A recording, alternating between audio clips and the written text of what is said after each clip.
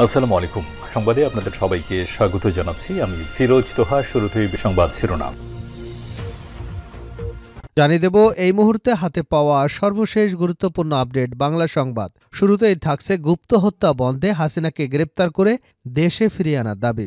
জুলাইয়ের বিপ্লবী ছাত্রদের গুপ্ত হত্যায় ক্ষমতাচ্যুত ফ্যাসিস্ট শেখ হাসিনা জড়িত দাবি করে তাকে ভারত সরকারের মাধ্যমে গ্রেপ্তার করে দেশে ফেরানোর দাবি জানিয়েছে বিপ্লবী ছাত্র পরিষদ। এছাড়া গুপ্ত হত্যায় জড়িতদেরকে জঙ্গিদের মতো চিহ্নিত করে দমন করতে সরকারকে একটি বিশেষ বাহিনী গঠনেরও আহ্বান জানিয়েছে সংগঠনটি।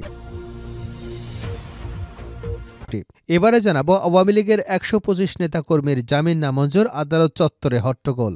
যশোরে নাশকতা ও বিস্ফোরণের মামলায় আওয়ামী লীগের ১৬৭ নেতাকর্মী আদালতে আত্মসমর্পণ করেছেন। চিফ জুডিশিয়াল ম্যাজিস্ট্রেট আদালতে আত্মসমর্পণ করলে বিচারক তাদের জামিন আবেদন নামঞ্জুর করে কারাগারে পাঠানোর আদেশ দেন। কারাগারে ঢুকানোর সময় নেতাকর্মীরা স্লোগানে আদালত প্রাঙ্গণ উত্তাল হয়ে ওঠে।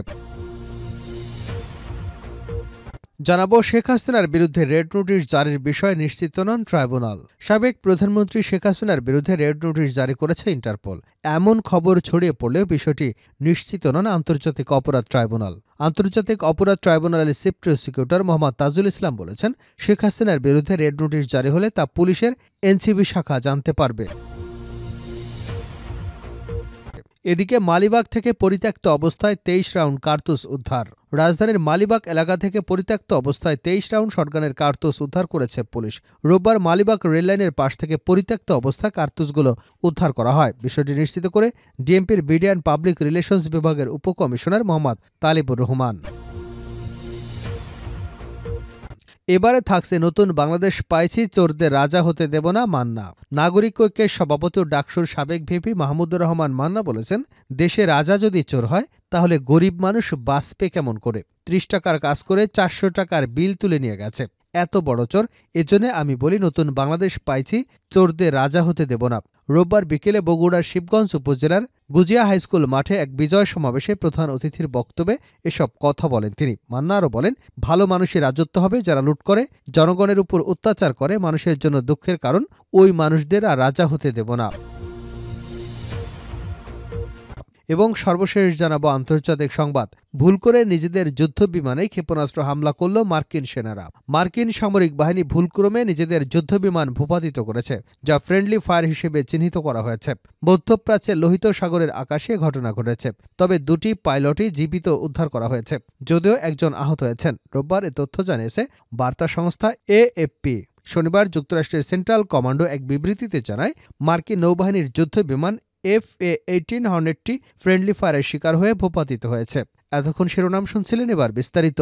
প্রিয় দর্শক, আপনি যদি এই চ্যানেলে নতুন হয়ে থাকেন, ভিডিওটি দেখতে দেখতে চ্যানেলটি সাবস্ক্রাইব করে আমাদের সঙ্গে থাকুন। আর এই ভিডিও সম্পর্কে আপনি আপনার মূল্যবান মতামতটি কমেন্ট বক্সে জানিয়ে দিন। আর হ্যাঁ প্রিয় দর্শক, জানিয়ে দিন ভিডিওটি কোথা থেকে দেখছেন। গুপ্তহত্যা বন্ধে হাসিনাকে গ্রেপ্তার করে দেশে ফিরিয়ে আনার দাবি। জুলাইয়ের বিপ্লবী ছাত্রদের গুপ্ত হত্যায় ক্ষমতাচ্যুত ফ্যাসিস্ট শেখ হাসিনা জড়িত দাবি করে তাকে ভারত সরকারের মাধ্যমে গ্রেপ্তার করে দেশে ফেরানোর দাবি জানিয়েছে বিপ্লবী ছাত্র পরিষদ। এছাড়া গুপ্ত হত্যায় জড়িতদেরকে জঙ্গিদের মতো চিহ্নিত করে দমন করতে সরকারকে একটি বিশেষ বাহিনী গঠনেরও আহ্বান জানিয়েছে সংস্থাটি। রোববার বিকেলে ঢাকা বিশ্ববিদ্যালয়ের ভিসি অধ্যাপক ড নিয়াজ আহমেদ খানকে দেওয়া এক স্মারকলিপিতে এ দাবি জানায় বিপ্লবী ছাত্র পরিষদ। এ সময় ঢাবি ভিসি গুপ্তহত্যা বন্ধ করতে সরকার এবং পুলিশকে জোরালো ভূমিকা রাখার আহ্বান জানান। পাশাপাশি বিশ্ববিদ্যালয়ে তহবিল সংকট থাকা সত্ত্বেও ছাত্রদের নিরাপত্তায় হল ফান্ড থেকে আবাসিক হলগুলোতে সিসি ক্যামেরা বসানো হবে বলেও তিনি আশ্বাস দিয়েছেন। ঢাকা বিশ্ববিদ্যালয় ভিসির কার্যালয়ে তার হাতে স্মারকলিপি তুলে দেন বিপ্লবী ছাত্র পরিষদ। ঢাকা বিশ্ববিদ্যালয়ের আহ্বায়ক সানোরা খাতুন, যুগ্ম আহ্বায়ক নিয়াজ আহমেদ, সদস্য সচিব মুহিব মুশফিক খান। স্মারকলিপিতে বলা হয়েছে, ৫ই আগস্টের পরিবর্তনের মধ্য দিয়ে ঢাকা বিশ্ববিদ্যালয় ভালো থাকলেও গোটা দেশের নিরাপত্তা পরিস্থিতি ক্রমাবনতিশীল হয়ে পড়েছে। এ পর্যন্ত দুটি প্রাইভেট বিশ্ববিদ্যালয়ে ২ ছাত্রসহ ৩ জন নিহত, বহু সংখ্যক শিক্ষার্থী হত্যার হুমকি পেয়েছেন। সর্বশেষ বৈষম্যবিরোধী ছাত্র আন্দোলনের সহ সমন্বয়ক ও ঢাকা বিশ্ববিদ্যালয়ের ছাত্র খালেদ হাসান নিখোঁজ হয়েছেন। এ অবস্থায় ছাত্র জনতা নিরাপত্তার বিষয়টিকে সর্বোচ্চ গুরুত্ব দিয়ে সরকারের কাছে পরিস্থিতি তুলে ধরতে ঢাকা বিশ্ববিদ্যালয়ের ভিসিকে আহ্বান জানিয়েছে সংগঠনটি।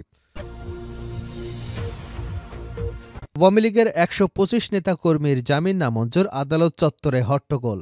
যশোরে নাশকতা এবং বিস্ফোরক মামলায় আওয়ামী লীগের ১৬৭ নেতাকর্মীর আদালতে আত্মসমর্পণ করেছেন। রোববার চিফ জুডিশিয়াল ম্যাজিস্ট্রেট আদালতে আত্মসমর্পণ করলে বিচারক তাদের জামিন আবেদন নামঞ্জুর করে কারাগারে পাঠানোর আদেশ দেন। কারাগারে পাঠানোর সময় নেতাকর্মীরা স্লোগানে আদালত প্রাঙ্গণ উত্তাল করে তোলেন। এর মধ্যে যশোর সদর উপজেলায় ২০ জন, অভয়নগরে ১০৫, কেশবপুরে ৪২ জন, একই সঙ্গে কেশবপুর উপজেলার ৪২ জনের জামিন আবেদন মঞ্জুর করেছেন। কোর্ট ইন্সপেক্টর রোকসানা খাতুন জানান, আত্মসমর্পণের মধ্যে রয়েছেন ইউপি চেয়ারম্যান, মেম্বার, উপজেলা ইউনিয়ন আওয়ামী লীগ, যুবলীগ এবং ছাত্রলীগ ও অঙ্গ সংগঠনের নেতৃবৃন্দ। আদালত সূত্র জানায়, ২০১৮ সালের ৩০ ডিসেম্বর যশোর সদর উপজেলার বালিয়াডাঙ্গা গ্রামের মডেল সরকারি প্রাথমিক বিদ্যালয় ভোটকেন্দ্রে বোমাবাজির ঘটনায় ১৯ নভেম্বর কোতোয়ালি থানায় মামলা করেন অ্যাডভোকেট মুন্সি মঞ্জুরুল ইসলাম। এ মামলায় প্রধান আসামি ছিলেন ফতেহাপুর ইউনিয়ন চেয়ারম্যান সোহরাব হোসেন সহ ৯৬ জন।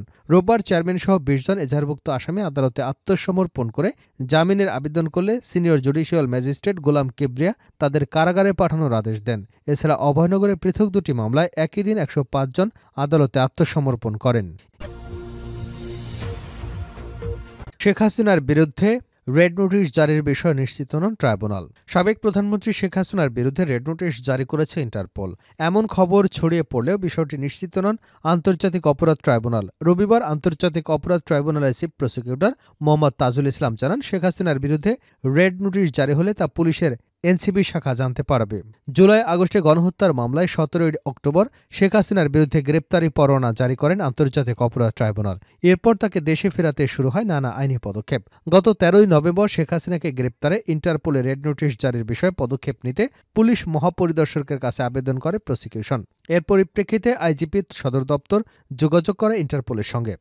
রোববার সকালে ট্রাইব্যুনালের চিফ প্রসিকিউটর তাজুল ইসলাম জানান, শেখ হাসিনার বিরুদ্ধে ইন্টারপোলে রেড নোটিশ জারি হয়ে গেছে। পরে দুপুরে আনুষ্ঠানিক ব্রিফিংয়ে তিনি বলেন, রেড নোটিশ জারি হয়েছে কিনা সেটি জানাবে আইজিপি কার্যালয়। পুলিশ সদর দপ্তরে জানিয়েছে, শেখ হাসিনার বিরুদ্ধে রেড নোটিশ জারির তথ্য এখন পর্যন্ত তাদের কাছে নেই। এদিকে শেখ হাসিনাকে বন্দি প্রত্যাবর্তন চুক্তির মাধ্যমে ভারত থেকে দেশে ফেরাতে স্বরাষ্ট্র মন্ত্রণালয় আবেদন করেছেন চিফ প্রসিকিউটর। সে বিষয়ে সরকারের তরফ থেকে অগ্রগতি জানানো হয়নি। শুধু শেখ হাসিনাই নন, দেশের বাইরে পালিয়ে যাওয়া আওয়ামী লীগ নেতা আসাদুজ্জামান খান কামাল, হাসান মাহমুদ সহ বেশ কয়েকজনের বিরুদ্ধে ইন্টারপোলে রেড নোটিশ জারির পদক্ষেপ নিতে যাচ্ছে প্রসিকিউশন। গত ১০ নভেম্বর আইন বিচার এবং সংসদ বিষয়ক উপদেষ্টা ড আসিফ নজরুল গণমাধ্যমকে জানান, হাসিনা সহ জুলাই-আগস্ট গণহত্যায় অভিযুক্ত পলাতক সকল আসামিকে ফিরিয়ে আনতে ইন্টারপোলের মাধ্যমে রেড অ্যালার্ট নোটিশ জারি করতে যাচ্ছে সরকার। আন্তর্জাতিক অপরাধ ট্রাইব্যুনালের পুরাতন ভবনের সংস্কার পরিদর্শন শেষে সাংবাদিকদের তিনি বলেছিলেন, পলাতক ফ্যাসিস্ট চক্র পৃথিবীর যে দেশেই থাকুক, ইন্টারপোলের মাধ্যমে তাদের ধরে এনে বিচারের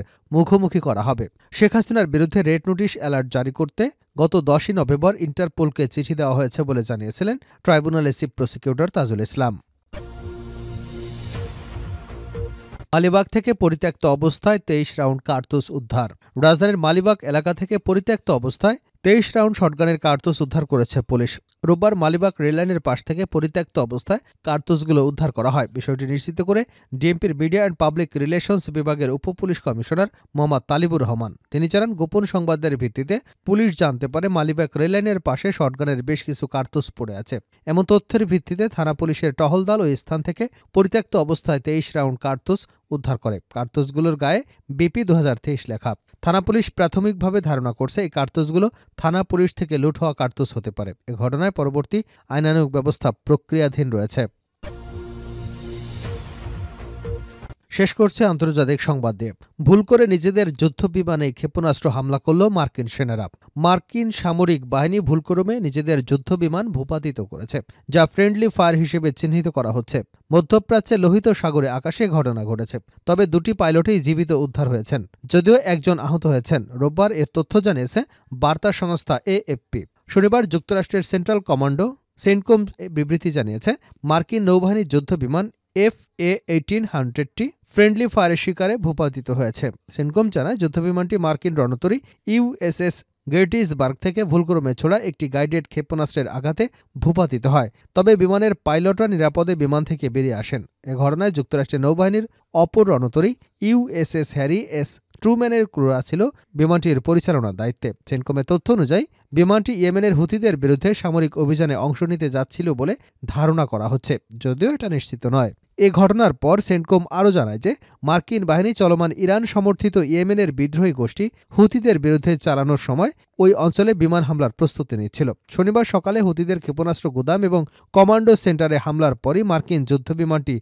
ভূপাতিত হবার ঘটনা ঘটে। এর আগে সেন্টকম বলেছিল এই হামলার লক্ষ্য ছিল ইয়েমেনের হুতিদের সক্ষমতা নষ্ট করা এবং দক্ষিণ লোহিত সাগরে বাণিজ্যিক জাহাজ এবং মার্কিন যুদ্ধজাহাজের উপর তাদের ক্রমাগত ক্ষমতা হ্রাস করা। এই ভুলক্রমে হামলা নিয়ে মার্কিন সেনারাও তদন্ত শুরু করেছে এবং ত্রুটিপূর্ণ গুলি চালানোর কারণ অনুসন্ধান করছে।